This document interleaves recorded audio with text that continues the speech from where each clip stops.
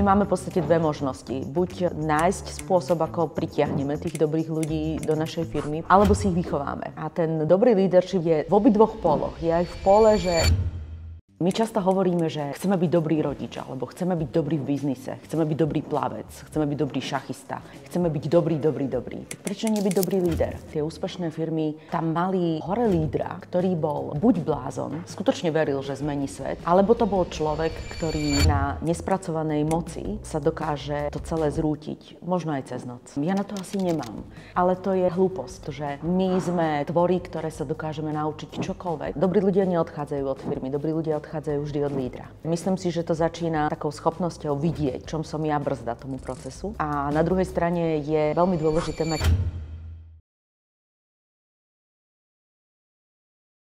presne to, čo sa schováva v tom slove brániť, pretože tam sú nejaké bráničky, nejaké brzdy, nejaké limity.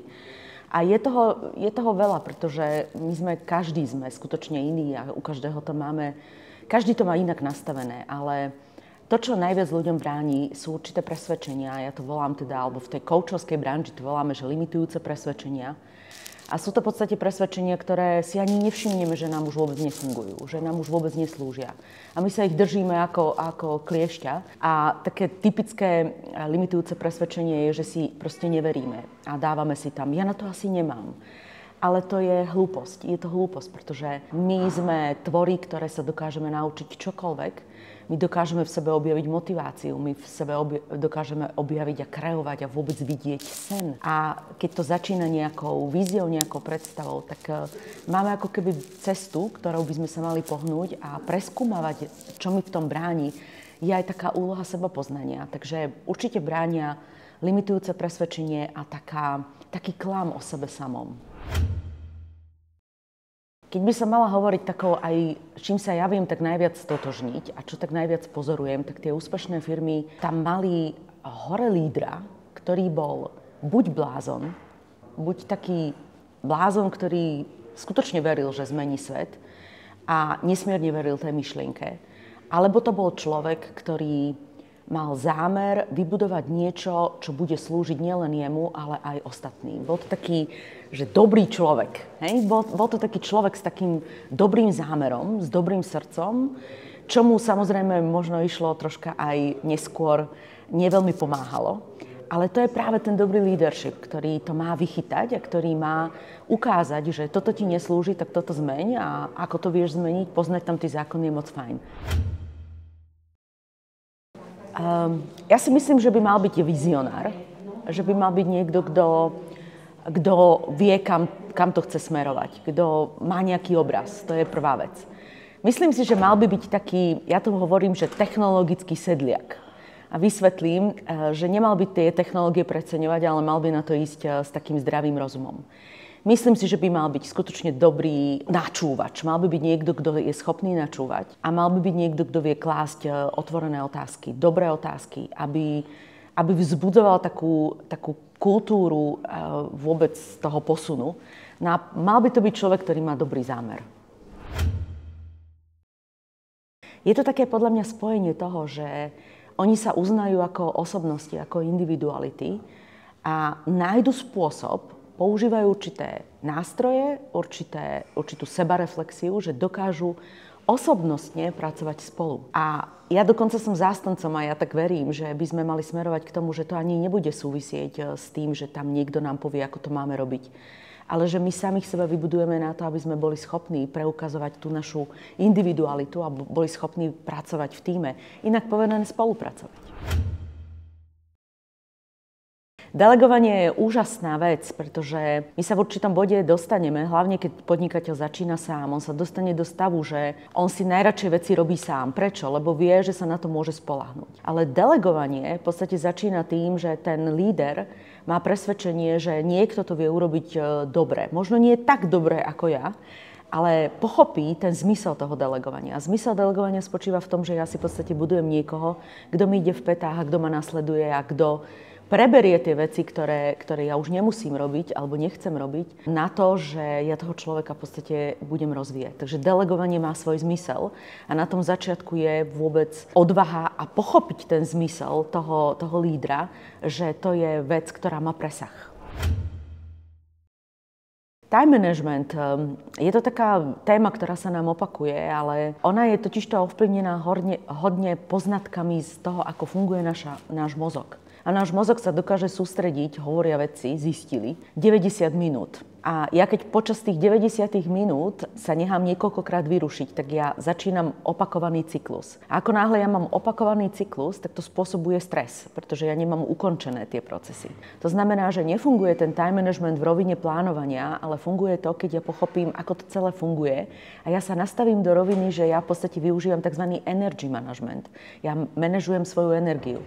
A tá energia je v určitom štádiu na vrchole, po 90 minútach klesá, čiže ja keď začnem fungovať v blokoch, respektíve keď odhalím, čo to vlastne znamená pre mňa, kedy ja tú energiu mám a kedy sa viem sústrediť, tak vtedy ja ten time management preklopím do nástroja, ktorý mi napomáha.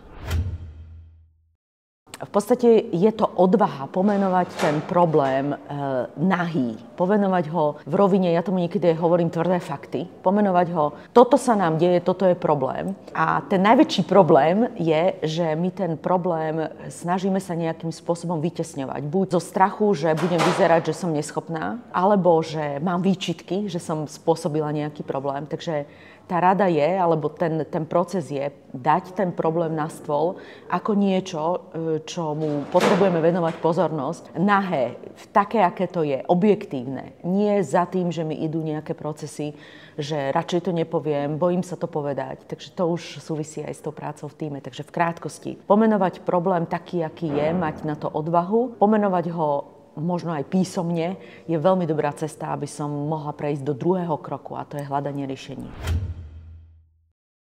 Dobrí ľudia sú, len my ako lídri potrebujeme tomu uveriť. A my máme v podstate dve možnosti. Buď nájsť spôsob, ako pritiahneme tých dobrých ľudí do našej firmy. Potrebujeme vedieť, čo sú tí dobrí ľudia hlavne pre nás.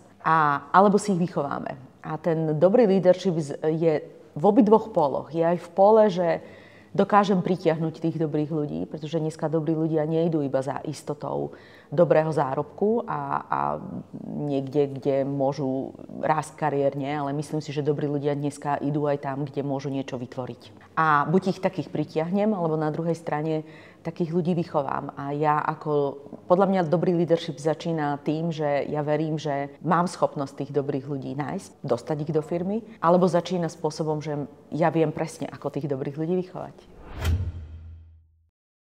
Z pohľadu lídra, prečo mi odchádzajú? Ono to začína, dobrí ľudia neodchádzajú od firmy, dobrí ľudia odchádzajú vždy od lídra. Takže myslím si, že to začína takou schopnosťou vidieť, v čom som ja brzda tomu procesu. A na druhej strane je veľmi dôležité mať systém, ako ja toho človeka zaangažujem, ako ja toho človeka pomôžem objaviť mu to, prečo by mal so mnou byť, a vytvorím spolupracujúce pole.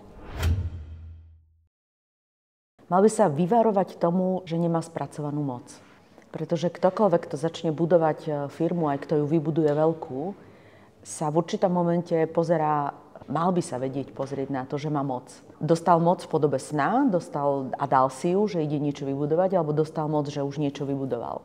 A myslím si, že na nespracovanej moci sa dokáže to celé zrútiť, možno aj cez noc. Ja si totiž to myslím, že my sme lídrom bez ohľadu na to, ja by som to nezužovala, len že mám tím a mám firmu a mám nejakú skupinu alebo vediem nejakú skupinu ľudí v rôznych formách. Ja si myslím, že my sme líder vždy, keď máme interakciu s niekým iným. Keď nie sme na samote a nemáme tam. Dokonca aj keby sme mali psíka a sliepky, tak sme lídrom, pretože určujeme, ako sa to má správať a čo majú robiť. Takže my sme líder aj v partnerskom vzťahu, my sme aj líder rodič, my sme aj líder začínajúci podnikateľ, alebo veľký podnikateľ, alebo speaker. Lebo my určitým spôsobom a tými našimi myšlienkami na niekoho komunikujeme a spôsobujeme mu práve v tej mysli nejaké procesy, nejaké úvahy, nejaké myšlienky.